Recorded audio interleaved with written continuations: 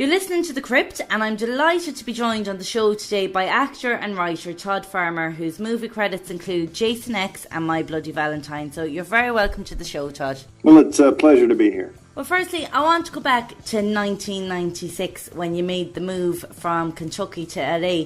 Can you talk a bit about how you came to that decision to make that move and what your plans were when you got there? Well, I always wanted to write. When I was a kid, I was the one around the campfire telling them the ghost stories. So I knew that the best way to do it was to go out to LA and just dive into the trenches. So I loaded up garbage bags full of clothes and tossed them in the back of my old pickup and drove to California.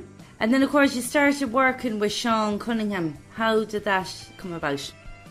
I had met Dean Lorey, who wrote Jason Goes to Hell, and he had just wrapped Major Payne with Damon Wayans. And I knew a friend of a friend, and he and I, when I was in Texas, he and I had been chatting, and he said, you know what, if you want to do this, you need to move out here. Mm-hmm. And so once I got out, I did a couple of options with Dean, little horror movies that we were doing together. And then he introduced me to Sean, and within, 2-3 months of being out there, I was gainfully employed working in the maid's room at Sean's estate and writing whatever he wanted me to write. That was fantastic to, get going so soon when you just moved there. Yeah, I actually didn't realize until many years later that I was not average, that I had my first movie in the can after 3 years, and most people, the average is 10 years, and that's if you make it at all. That is fantastic. And then, of course, Jason X was your first movie. What was it like then taking on, an installment to such a well-established franchise? Well, I loved the franchise, but what I didn't love was doing things over and over. And it's one of the things I actually appreciated with the Friday the 13th franchise. At least each one felt a little bit different, where you might have Jason versus, Carrie, where, with telekinetic powers, or you might have... each one was a little different. Jason in New York, Jason was suddenly wearing a hockey mask rather than a sack. And, everyone was a little bit different. So I wanted to do something different. Plus, Freddy vs. Jason was in development at the time. We didn't know what they were going to do. So we didn't want to step on their toes. So I suggested, let's set it really far in the future. So I suggested Blade Runner. And then everyone came back to me later and said, that's too expensive. And I said, all right, fine, let's do Alien. And that's how we ended up in space. Oh, well, I love Jason X. The best bit I love is when he's Uber Jason at the end and he comes out. That is such a class moment in the movie. Well, I like it too. I always thought that would be a surprise, that you wouldn't know that until you actually were sitting in a theater. But I was in for a rude awakening because it was on the poster and then the trailer. So you knew beforehand. Oh, yeah. And then, of course, every time... any actor who plays a killer in a horror movie, they're interviewed and they're always asked what was their favourite kill. So, as a writer behind the kills, can you talk a bit about the process of coming up with ones that are creative? It's interesting. Sometimes you put a kill in knowing later you're going to change it, and that tends to happen a lot because a lot of the time you're dealing with the characters, you're dealing with the story, and trying to make all of that flow. But coming up with the kills has always been fun because it's almost a community thing. My favorite kill in the movie is not my idea. It was Sean Cunningham's son who called me up and suggested the liquid nitrogen face free. I can't remember how he put it, but basically I think he just said liquid nitrogen. And, that was fantastic. Yeah, and that had never been done. And it's, for a lot of people, even the people who hate Jason X, I think they would say that they love that kill. Oh, it's definitely the best one. And I think Kane Hodder is just so fantastic as Jason. And the way he just throws people about the place. They're weightless. I know, he's amazing. And, the thing is, it's funny because you would think that, what I found working with Kane is that he's a stuntman first. Mm-hmm. And at the end of the day, and he'd probably hate me saying this, but, it's safety first, and I never felt in any danger working with him. And as a matter of fact, he wouldn't let me do some things. There was a moment where I was supposed to smash my face into a wall, and he brought a stuntman in to do it. And I was like, no, I want to do it. And it turns out the stuntman missed the hole and broke his nose on a 2x4. So I guess I should thank Kane for doing that. But I talked to him last week. Kane's great. He's as far as the guys behind the mask, He's incredible. Oh, he is. I had him on the show a few weeks back, and he's just such a lovely guy. He's really, really nice. And then, of course, My Bloody Valentine. Oh, I absolutely love this film. And you worked with Patrick Lussier. He was a film editor on quite a few of Wes Craven's movies and directed Dracula 2000. Can you tell me about how you first came to work with him? We met on a script I had written called Scarecrow. Patrick was brought in to be the director, and we did a rewrite, and then both promptly got fired, although I think that's not the term they use today. But that movie ended up being The Messengers, and that was with Kristen Stewart. Yes. And so that was a good hit and a lot of fun. It changed a lot from what I wrote. And but Patrick and I met, and that made all the difference in the world, because when we stayed in touch and we went out and we pitched things together, and then he was off doing a project that was it was difficult, and I'd spoken to him, and he sent me a scene, and he was literally shooting, and he said, "Could you take a look at this?"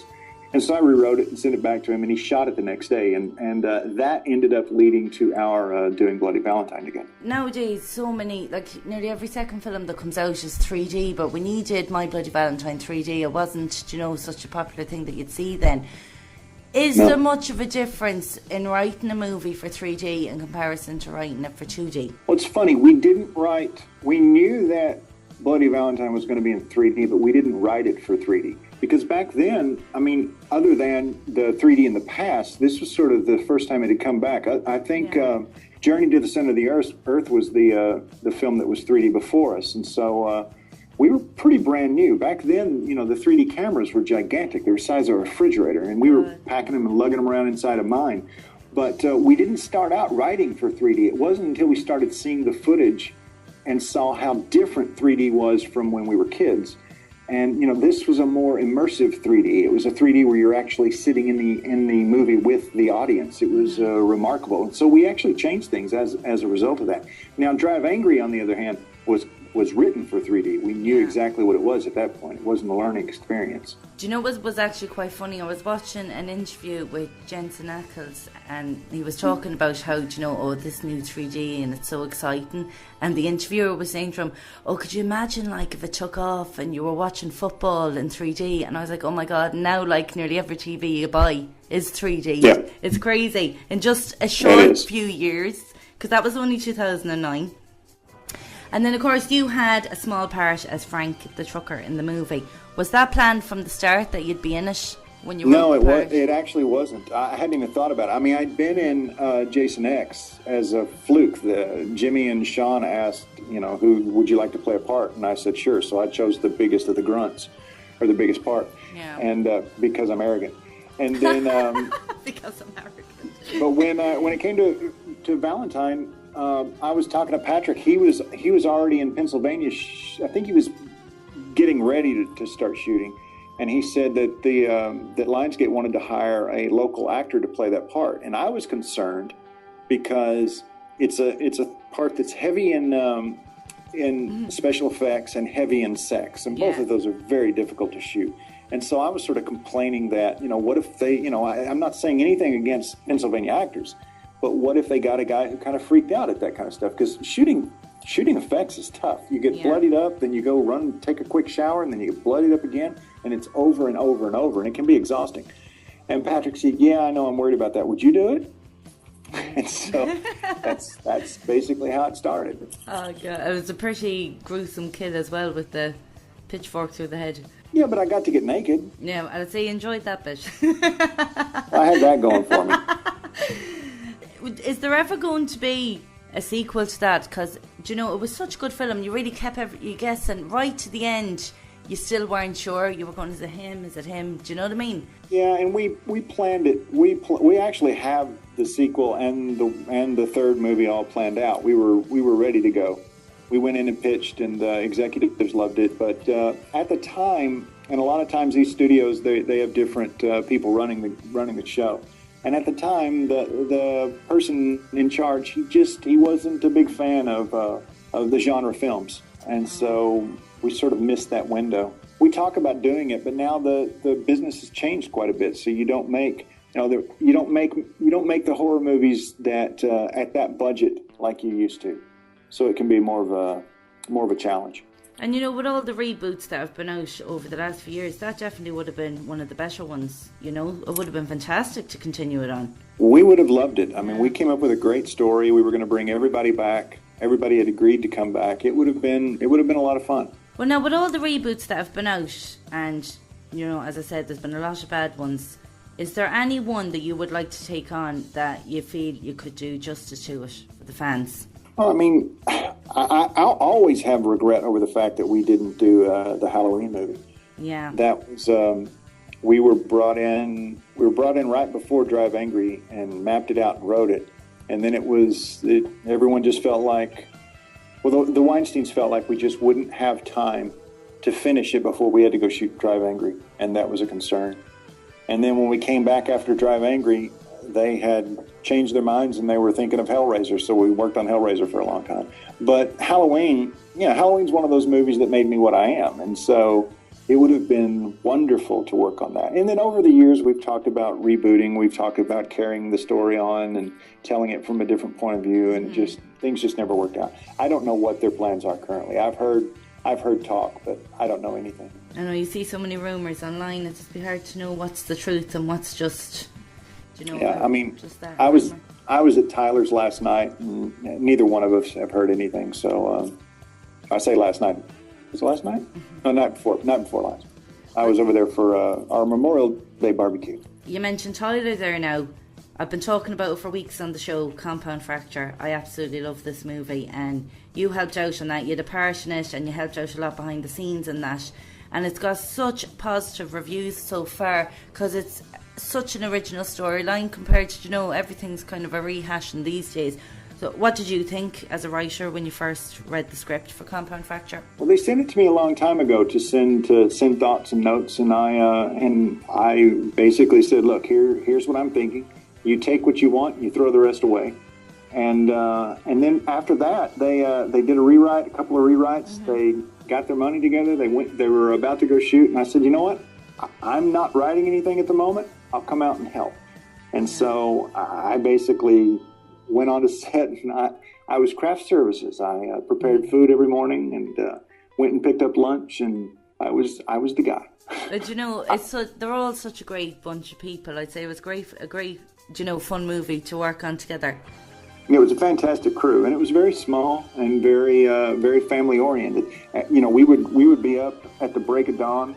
We'd go shoot all day long. We'd end up back at Tyler's house, and there'd be a handful of us there, and we would all drink until we slept. Have you any plans to work with them in the future? They're going filming Penance Lane this summer. Will you have any involvement in that with them? Yeah, I'll be there.